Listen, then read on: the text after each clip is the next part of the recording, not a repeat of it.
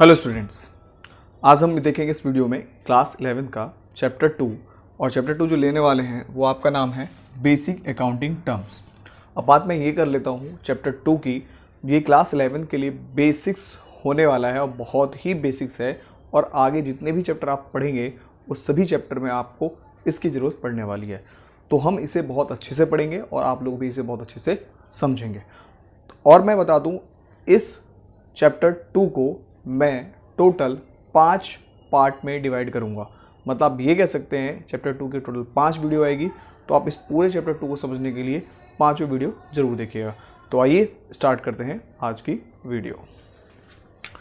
तो जैसे कि मैंने बताया आपको, class 11 chapter 2 basic accounting terms, मतलब आप सभी को पता है अगर आपको कोई भी चीज़ सीखनी है, अच्छी समझनी है, तो सबसे पहले आपको जरूरत पड़ेगी उसमें बेसिक्स की, फंडामेंटल की, जिसमें एक्चुअली हम लोग क्या पढ़ने वाले हैं। तो आइए आज बात कर लेते हैं। सबसे पहला पॉइंट जो मैं इसमें बताने जा रहा हूँ वो है बिजनेस ट्रांजैक्शंस, और टोटल मैं आपको 35 जो है यहाँ पर बेसिक अकाउंटिंग टर्म्स बताऊंगा। जो मैंने बताया आपको 5 वीडियो उसकी आपको देखनी पड़ेगी, तब जाके आपको सारा का सारा बिजनेस अकाउंटिंग टर्म्स क्लियर हो जाएगा। और ये ना सिर्फ क्लास 11 के लिए, यहाँ पे मैंने लिखा है क्लास 11, लेकिन आप अगर किसी भी अकाउंट फील्ड में वर्क करना चाहते हैं और समझना चाहते हैं तो आपको ये सारे बेसिक अकाउंटिंग टर्म्स पता होने चाहिए, तभी आप आसानी से सभी अकाउंटिंग टर्म्स को समझ सकते हैं। तो आइए सबसे पहले स्टार्ट करते हैं बिजनेस ट्रांजैक्शंस। बात कर रहे हैं बिजनेस ट्रांजैक्शंस की, मतलब यहाँ पर हम ये कह सकते हैं जो आपके जो डोमेस्टिक है, जो एक्सपेंस है, उसकी बात नहीं करेंगे। यहाँ पे बिजनेस में जो आपने ट्रांजैक्शंस किए उसकी बात करेंगे। तो आइए समझते हैं इसकी definitions. Business transaction is an economic activity of the business. क्या कहा गया है इसमें? Business transaction is an economic activity. अब बात करेंगे यहाँ पे इस लाइन की इकोनॉमिक एक्टिविटी। इकोनॉमिक एक्टिविटी होती है जिसमें पैसों की लेन देन होती है, उसमें हम इकोनॉमिक एक्टिविटी कहते हैं। जिसमें फायदा नुकसान होता है उसे हम इकोनॉमिक एक्टिविटी कहते हैं। यहाँ पे बात करेंगे नॉन इकोनॉमिक की भी, हम समझ लेते हैं। नॉन इकोनॉमिक होता है जहाँ पे कोई पैसों की बात नहीं होगी, वो नॉन इकोनॉमिक एक्टिविटी होगी। तो यहाँ पे क्या, business transaction is an economic activity of the business, जिसमें आप जो भी ट्रांजैक्शन कर रहे हैं उसमें कहीं ना कहीं आपका फायदा होने वाला है और वो आपके बिजनेस ट्रांजैक्शन में कंसीडर किया जाएगा। Which change it's financial position, जिसकी वजह से जो आप ट्रांजैक्शन करेंगे आपकी फाइनेंशियल पोजीशन चेंज हो जाएगी। फाइनेंशियल पोजीशन की बात करें यहाँ पे, और जो इसमें इंक्लूड किया जाएगा उसमें होगा एसेट्स, कैपिटल और लायबिलिटी, जिसे हम फाइनेंशियल पोजीशंस की वैल्यू कह सकते हैं। तो आपको ये पॉइंट क्लियर हो गया होगा जो बिजनेस ट्रांजैक्शन हम किसे कहते हैं। अब आइए देखते हैं इसका एग्जाम्पल मैंने यहाँ पे लिया है। फर्स्ट एग्जाम्पल है, बहुत सारे एग्जाम्पल हो सकते हैं। Introduction of capital by the owner into the business, मतलब जो इस बिजनेस को चलाना चाहता है उस बिजनेसमैन ने अपने बिजनेस में पैसे इन्वेस्टमेंट किए हैं, वो उसका बिजनेस ट्रांजैक्शन है। पॉइंट 2 पे आते हैं। परचेज ऑफ गुड्स, आपने कोई गुड्स परचेज किया है या एसेट्स परचेज किया है, कैश में या क्रेडिट में, वो भी आपका एक बिजनेस ट्रांजैक्शन होगा। थर्ड एग्जाम्पल देखते हैं। सेल ऑफ गुड्स या sale of assets for cash और क्रेडिट, ये भी बिजनेस ट्रांजैक्शन होगा।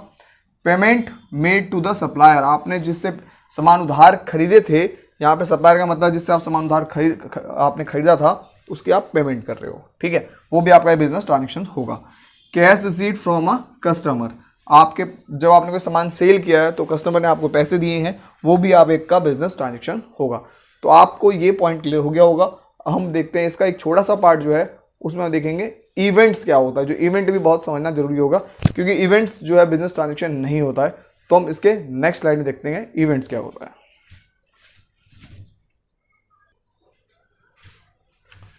अब आइए देखते हैं इसमें जो इसका एक छोटा सा पॉइंट है, इवेंट्स, क्योंकि बिजनेस ट्रांजैक्शन के साथ इवेंट्स के बारे में भी हमें समझना जरूरी होगा।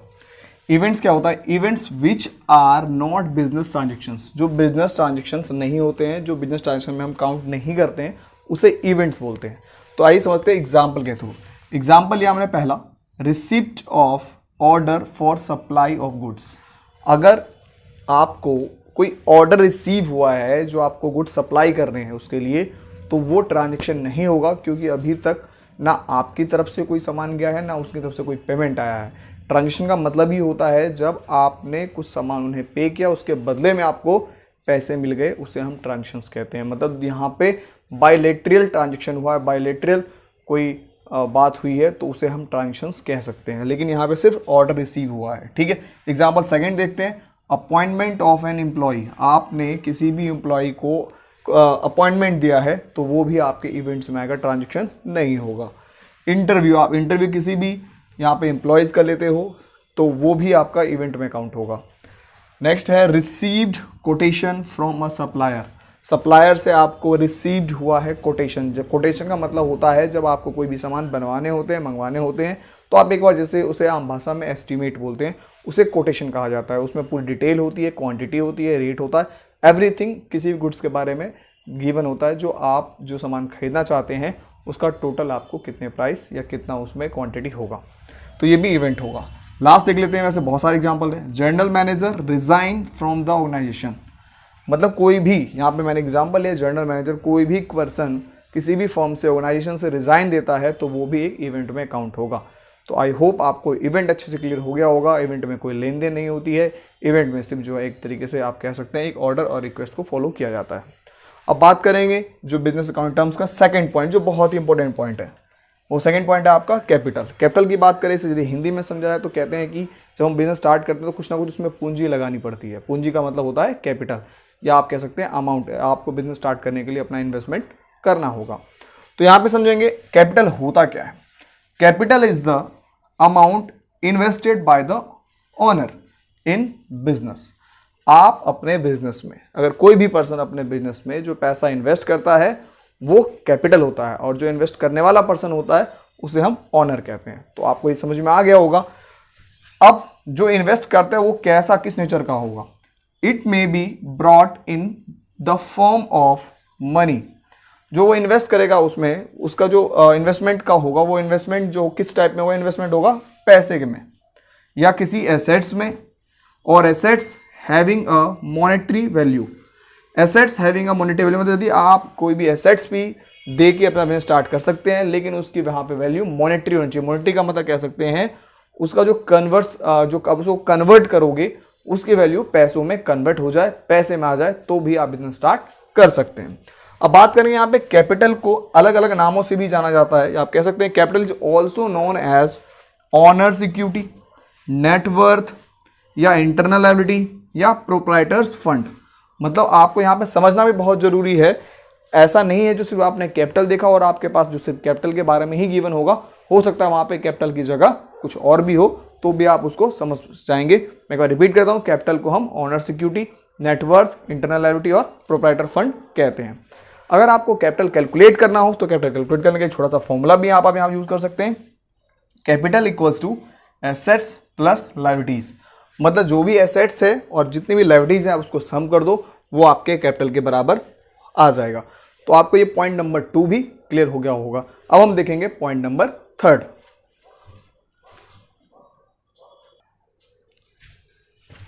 आइए देखते हैं थर्ड बेसिक अकाउंटिंग टर्म्स। जो थर्ड है आपका बेसिक अकाउंटिंग टर्म्स वो है ड्राइंग। ड्राइंग का मतलब यहाँ पर आप अकाउंट्स में समझेंगे, जब भी आप कोई भी अपना ऑनर अपने पर्सनल यूज के लिए, चाहे गुड्स या पैसा, मनी, कैश, अपने बिजनेस से विड्रॉल कर लेता है, उसे हम ड्राइंग कहेंगे। यहाँ पर आपको ध्यान रखना होगा, ड्राइंग जो आप अब तक करते आ रहे थे क्लास 10 तक, वो ड्राइंग नहीं होगा। ठीक है, तो आइए समझते हैं पहले ड्राइंग का क्या मतलब है। ड्राइंग के विड्रॉल ऑफ मनी या goods by the owner from the business for personal use is known as a drawing. मतलब ये कह रहा है आप अगर अपने पर्सनल यूज के लिए, मतलब आपको पैसों की जरूरत पड़ गई, तो आप पैसा अपने बिजनेस से निकाल सकते हैं। यदि आपको उसी गुड्स की जरूरत पड़ गई, जिस चीज़ का आप काम करते हैं, वो भी आप पर्सनल यूज के लिए निकाल सकते हैं तो बिजनेस से, तो उसे हम ड्राइंग कहेंगे। तो यहाँ पे ड्राइंग का मतलब आपको अच्छे से क्लियर हो गया होगा। अब यहाँ पे देखते हैं ड्राइंग करने से आपके बिजनेस पे क्या इफेक्ट पड़ेगा। फर्स्ट पॉइंट है इसमें, ड्राइंग रिड्यूस द इन्वेस्टमेंट और कैपिटल। मान लीजिए आपने 50,000 रुपये जो है आपने इन्वेस्टमेंट किया हुआ था और वहां से आपने 10,000 रुपये विड्रॉल कर लिए, निकाल लिए, तो अब इन्वेस्टमेंट कम हो जाएगा।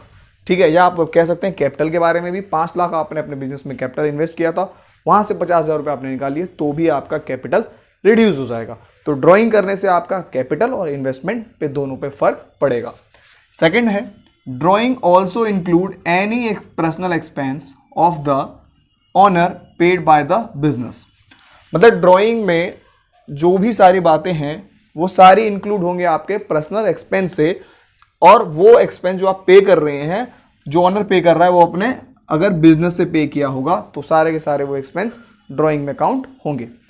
ये पॉइंट क्लियर हो गया होगा। अब देखते हैं इसके एग्जाम्पल मैंने कुछ ही एग्जाम्पल लिखे हैं यहाँ पे, जरूरी नहीं है जो सिर्फ यही एग्जाम्पल होंगे, और भी बहुत सारे एग्जाम्पल हो सकते हैं, बस वहां पे समझना होगा आपको जो उन्होंने अपने पर्सनल यूज के लिए बिजनेस से विड्रॉल करे हैं या नहीं करे हैं।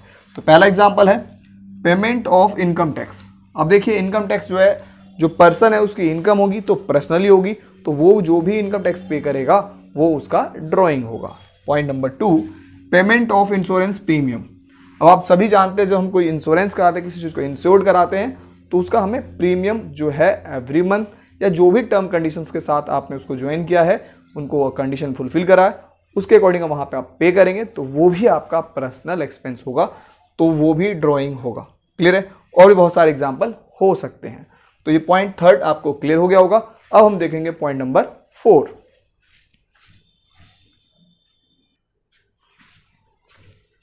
आइए देखते हैं बेसिक अकाउंटिंग टर्म्स का 4 बेसिक अकाउंटिंग टर्म्स। जो 4th प्लेस पे आएगा वो आएगा लायबिलिटीज। तो सबसे पहले बात हम करते हैं इस लायबिलिटीज का मतलब क्या होता है। जैसे कि हम आम भाषा में बात करें, यदि हम किसी को कोई वर्क दे देते हैं और कहते हैं भाई ये काम आपको ही करना है, तो उसकी लायबिलिटीज हो जाती है। तो यहाँ पे बात करेंगे पॉइंट ऑफ व्यू जो हमारा होगा वो होगा बिजनेस के पॉइंट ऑफ व्यू से जो लायबिलिटीज क्या होता है। यदि मैं से हिंदी में हो तो लायबिलिटीज का मतलब होता है किसी ना किसी पर्सन से, चाहे वो इंटरनल हो या घर का आदमी हो या बाहर का हो, इंटरनल या एक्सटर्नल हो, आप जब उससे पैसे उधार ले लेते हैं या सामान उधार परचेज कर लेते हैं तो उसे लायबिलिटीज कहते हैं। बाकी हम देखेंगे इसकी प्रॉपर डेफिनेशन क्या होगी। लायबिलिटीज आर ऑब्लिगेशंस और debts that an enterprises has to pay at the some time in the future. It is the amount owed by the business. तो पहले यहां तक के लाइन का मतलब समझ लेते हैं, फ्यूचर तक के लाइन का मतलब। लायबिलिटीज आर ऑब्लिगेशन और डेब्ट then an enterprise has to pay some time in the future. आपने आज कोई भी पैसा उधार लिया है या कोई सामान उधार खरीदा है, तो इन फ्यूचर में आपको उसकी पेमेंट देनी ही होगी, उसे हम लायबिलिटीज कहते हैं। एक पॉइंट और यहाँ पे मैंने ऐड किया है, it is the amount odd. Odd का मतलब OWED, ऑड का मतलब भी उधार होता है, तो अभी ध्यान रखिए ऑड का मतलब एक तरह से लायबिलिटीज हो गया। ऑड बाय द बिजनेस, अगर किसी ने मतलब बिजनेस फर्म ने पैसे उधार लिए हैं किसी से, तो वो भी एक लायबिलिटीज होगा। अब बात करेंगे जो लायबिलिटीज का जो दूसरे नाम से हम जान सकते हैं या कह सकते हैं, liabilities are also known as वो होगा आपका इंटरनल लायबिलिटीज और एक्सटर्नल लायबिलिटीज। इसका मतलब आप इंटरनल मतलब ये कह सकते हैं आपने फर्म में, ऑर्गेनाइजेशन में अगर किसी भी पर्सन से या जैसे कह सकते हैं किसी पार्टनर से आपने पैसे ले लिए हैं उधार, तो वो आपका इंटरनल हो गया। एक्सटर्नल में जो होंगे जैसे कि बैंक हो गया या अदर फाइनेंस इंस्टीट्यूशंस होंगे जो लोन या पैसा लोगों को प्रोवाइड करते हैं, ठीक है, एक सिंपल एक इंटरेस्ट रेट के साथ, वो आपका एक्सटर्नल लायबिलिटीज होगा। तो उन दोनों का सम कर देंगे तो वो लायबिलिटीज के बराबर आ जाएगा। अब बात करेंगे यहाँ पे टाइप्स ऑफ लायबिलिटीज की, जो आप देख रहे होंगे heading types of liabilities. Liabilities को यहाँ पे 2 पार्ट्स में डिवाइड हम किया है हमने। There are 2 types of liabilities, ठीक है, बट आपके जो सिलेबस में होगा वो अभी हम बात करेंगे नीचे, जो अभी हम देखने वाले हैं, जो आपके सिलेबस में सिर्फ क्या होगा, लेकिन यहाँ पे मैंने कोशिश करी है जो ये भी बात आपको बता दूं, ठीक है। तो सबसे पहले समझते हैं 2 टाइप्स की लायबिलिटीज होती है। पहला है आपका नॉन करेंट लायबिलिटीज, यदि इसे हम सिंपल ये कहें long term. Non current liabilities का मतलब लॉन्ग टर्म, मतलब आप अगर किसी से कोई भी पैसा या सामान परचेज करते हैं, उसकी पेमेंट आप, जैसे आप अभी मैं बता दूं, अकाउंटिंग में क्या होता है, 2 ईयर होते हैं, एक होता है कैलेंडर ईयर, एक होता है फाइनेंशियल ईयर। जो कैलेंडर ईयर का आपको फॉलो होता है, जैसे आप सभी को पता होगा, कैलेंडर का मतलब होता है 1 जनवरी से स्टार्ट होना और दिसंबर 31 पे ख़त्म हो जाना, उसमें कोई भी ईयर का चेंज नहीं होता है। और अगर हम इंटरवल की बात करें तो टोटल 12 मंथ होते हैं। ये तो हुआ आपका कैलेंडर ईयर। अब बात करेंगे फाइनेंशियल ईयर, जो मोस्टली बिजनेसमैन जो फॉलो करते हैं वो फाइनेंशियल ईयर फॉलो करते हैं। इसकी शुरुआत होती है 1 अप्रैल से। मान लीजिए अभी मैं जैसे बताऊं 1 अप्रैल 2020 और इसका जो एंड होगा वो होगा 31 मार्च 2021। इसमें भी आप देखेंगे तो सिर्फ 12 मंथ का ही जो है टोटल डिफरेंस आ रहा है, लेकिन यहाँ पे ईयर चेंज हो जाएंगे। तो हम बात ये करेंगे जो लॉन्ग टर्म की बात, तो आपने देखा एक कैलेंडर ईयर फाइनेंशियल दोनों 1 साल का ही होता है, ठीक है। लेकिन अगर मैं कहूँ यदि मैं आपसे पैसा को उधार लेता हूँ या सामान उधार खरीदता हूँ, उसकी पेमेंट मैं आपको 1 साल के अंदर नहीं करने वाला हूँ, मैं 1 साल के बाद करूँगा, ठीक है, तो वो आपका नॉन करेंट लायबिलिटीज होगा। लेकिन एक यहाँ पे कंडीशन और अप्लाई मैं कर देता हूँ, हम पढ़ेंगे इसमें, मैं अभी बता देता हूँ। एक होता है ऑपरेटिंग साइकिल। ऑपरेटिंग साइकिल का मतलब भी वैसे नॉर्मली 12 मंथ्स के अंदर होता है। अगर मैंने ऑपरेटिंग साइकिल पहले से ही बढ़ा के रख दी है, मतलब कोई प्रोसेसिंग का मैंने टाइम बढ़ा दिया है, मान के चलिए मैंने कहा 18 मंथ का ऑपरेटिंग साइकिल है और कोई वर्क हो रहा है 20 मंथ में कंप्लीट, तो फिर वो वहाँ पर नॉन करेंट लायबिलिटीज होगा, क्योंकि मैंने जो बेसिक्स फिक्स किया था वो था आपका 18, वर्क कंप्लीट हुआ 20 पे। यदि 18 से नीचे का कोई वर्क भी हो जाता है तो वो आपका जो है करेंट लायबिलिटीज होगा। ये पॉइंट भी आप यहाँ पे समझ चुके होंगे। तो बात कर लेते हैं आप नॉन करेंट लायबिलिटीज का मतलब क्या होता है, एग्जाम्पल क्या होते हैं।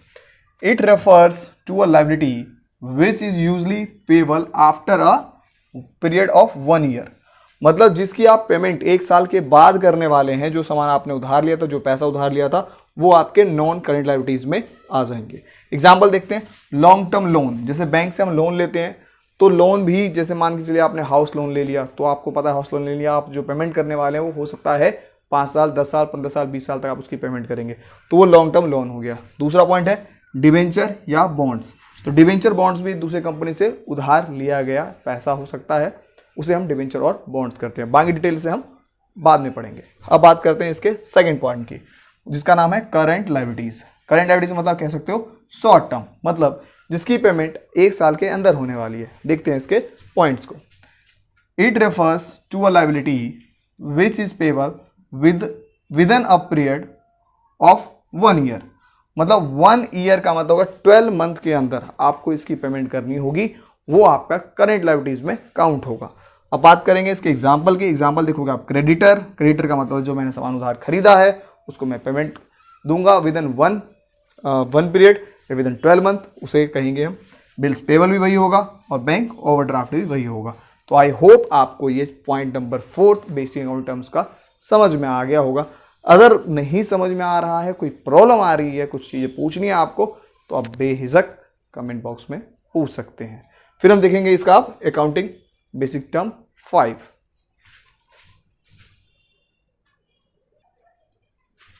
अब आइए हम देखेंगे इसका जो बेसिक टर्म्स का 5 जो 5th पॉइंट्स है, 5 पॉइंट्स। एसेट्स, एसेट्स क्या होता है? एसेट्स का मतलब हिंदी में बात करें, एसेट्स का मतलब होता है प्रॉपर्टी, संपत्ति, ठीक है। तो आइए इसके प्रॉपर डेफिनेशन देखते हैं, एसेट्स की सिखाएंगे।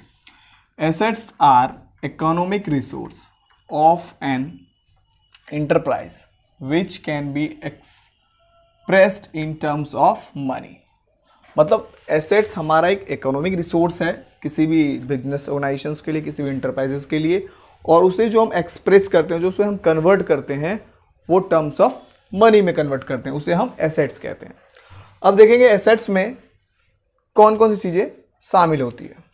पहला है land building, plant machinery, furniture, cash, bank balance, debtors etcetera.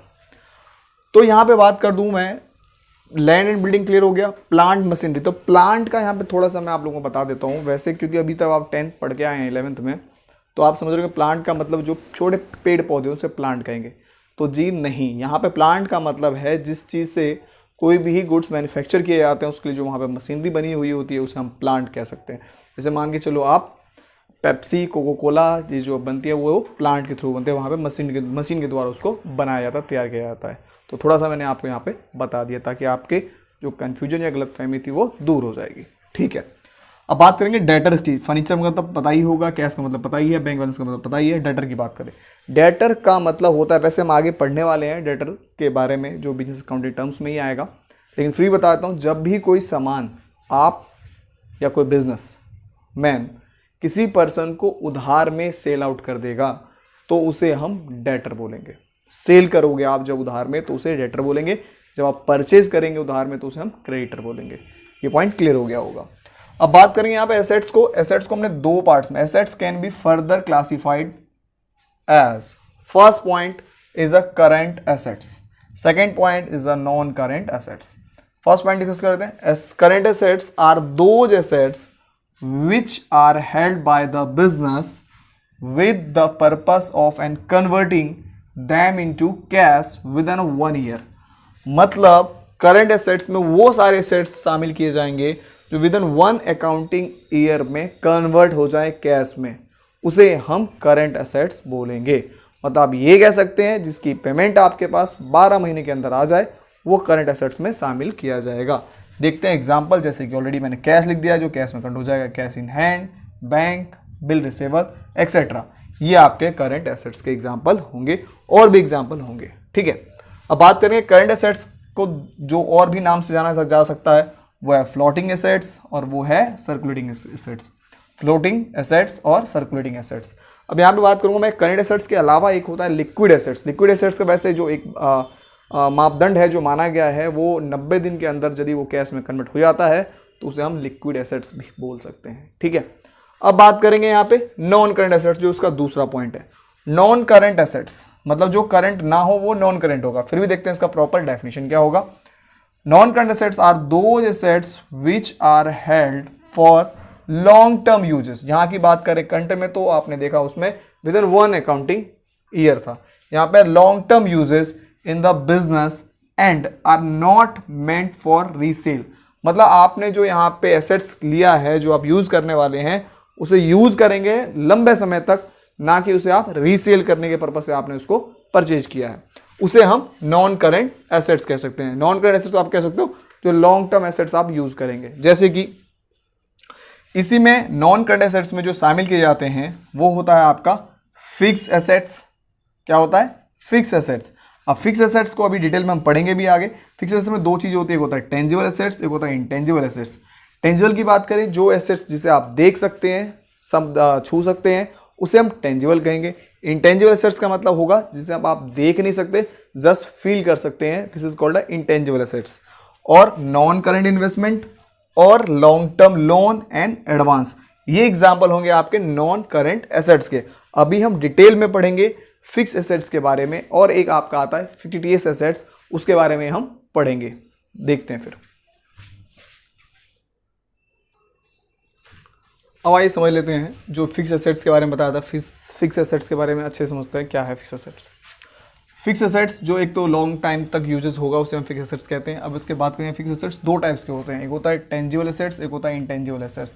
Tangible का मतलब जिस चीज़ों को आप देख सकते हैं, छू सकते हैं, समझ सकते हैं, वो टेंजिबल होगा। ठीक है, टेंजिबल की बात करें तो टेंजिबल एसेट्स मैंने सिंपल बताया यहाँ पे, फिजिकल एग्जिस्टेंस, जिस चीज़ का फिजिकल एग्जिस्टेंस हो, जो चीज़ दिखाई देता हो, वो आपका टेंजिबल होगा, जिसे आप खुली आंखों से देख सकते हैं।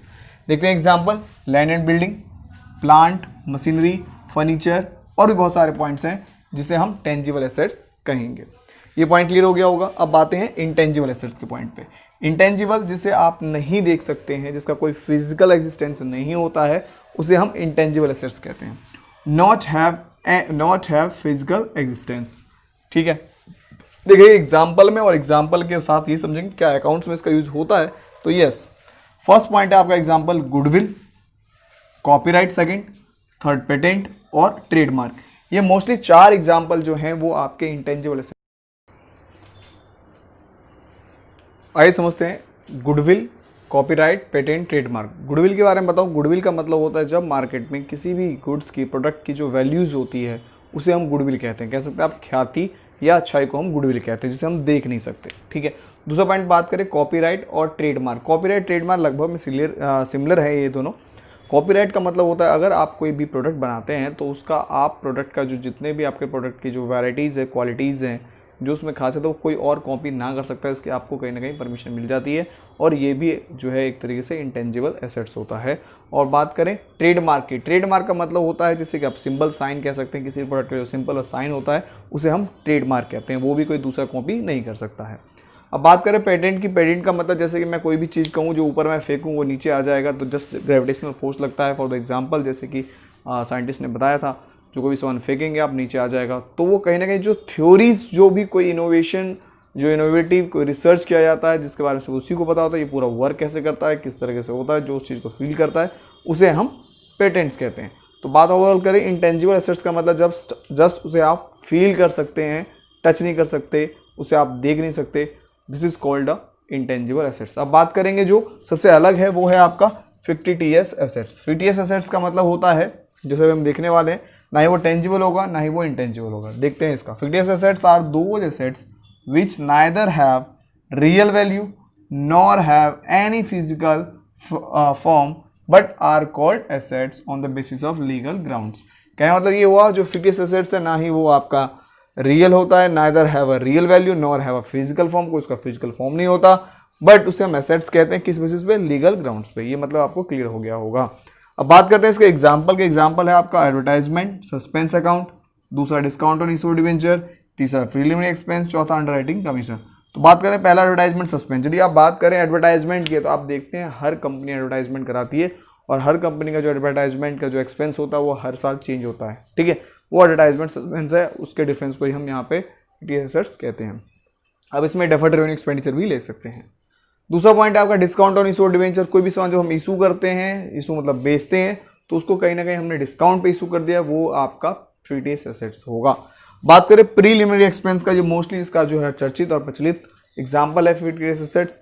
प्रीलिमिनरी एक्सपेंस का मतलब होता है जो काम करने से पहले जितना भी आपने इन्वेस्टमेंट कर दिया है वो आपका प्रीलिमिनरी एक्सपेंस होगा। एग्जाम्पल, आपको दुकान ओपन करना है, ओपन करने से पहले वहाँ पे जो भी सारी चीज़ें आपको इन्वेस्टमेंट किया जाएगा वो आपका प्रीलिमिनरी एक्सपेंस होगा। लास्ट पॉइंट करें अंडरराइटिंग कमीशन। अंडरराइटिंग कमीशन का मतलब होता है कोई भी प्रोजेक्ट है, कोई प्रोडक्ट है, आपने उसको पहले से ही परचेज कर लिया है और जब तक रिमेनिंग जो सारा सोल्ड नहीं हो जाता तब तक उसे आप बेचते नहीं। जब सब कुछ सोल्ड हो जाएगा फिर जो रिमेनिंग आपने स्टॉक कर लिया था उसे आप बेचते हैं, उस पर जो आपको मोस्टली बेनिफिट मिलता है उसे हम अंडरराइटिंग कमीशन कहते हैं। तो आई होप आपको इस वीडियो में 5 बेसिक अकाउंटिंग टर्म्स समझने को मिला है। तो मैं कोशिश करता हूं और भी जो नेक्स्ट, जैसे आपको मैंने बताया था, जो मैं हर पार्ट में हर वीडियो में आप 5 अकाउंटिंग बेसिक टर्म्स देखेंगे ताकि आपको समझने में बहुत ही आसानी होगी। तो अगर आपने अब तक इस चैनल को सब्सक्राइब नहीं किया है तो प्लीज़ इसे सब्सक्राइब कर लीजिए। अपने दोस्तों के बीच में, अपने आसपास स्टूडेंट्सों के बीच में आप इसे शेयर भी कर दीजिए और लाइक भी कर दीजिएगा। तो हम फिर मिलते हैं नेक्स्ट वीडियो में, तब तक आप बने रहिए इस चैनल पे। जय हिंद।